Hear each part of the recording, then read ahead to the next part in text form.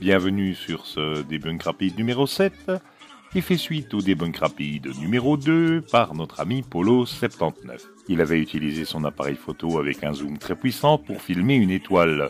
Cependant, l'étoile n'étant pas au point, il en avait déduit. Allez, vous ne croyez vraiment pas qu'on puisse zoomer sur une étoile à des millions de kilomètres? Utilisez le bon sens quand même. C'est bien une étoile et elle n'est pas à des années-lumière, voilà.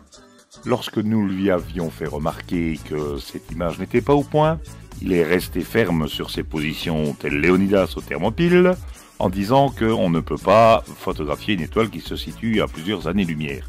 Cela est impossible. Pour prouver que la Terre est définitivement plate, Polo79 a trouvé la vidéo d'un astronome amateur qui explique comment régler les miroirs d'un télescope, on appelle ça la collimation, en défocalisant l'image d'une étoile afin d'analyser les cercles concentriques obtenus pour vérifier que les miroirs sont bien alignés l'un par rapport à l'autre.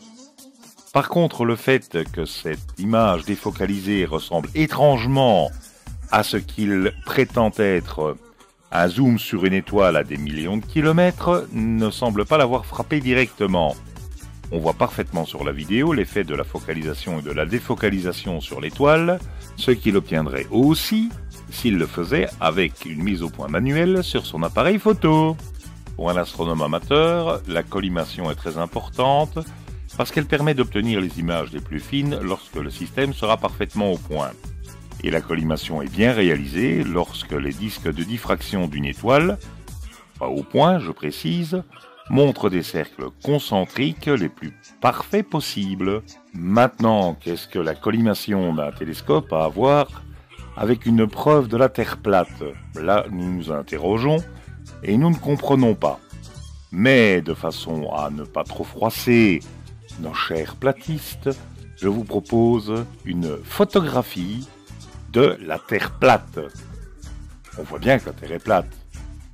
Puis voici une photographie du dôme. On voit bien qu'il s'agit du dôme de la Terre plate. Et enfin, une photographie du projecteur holographique qui se trouve au-dessus du dôme. Nous constatons bien, là aussi, qu'il s'agit d'un projecteur holographique ancien, issu d'une technologie qui nous dépasse encore.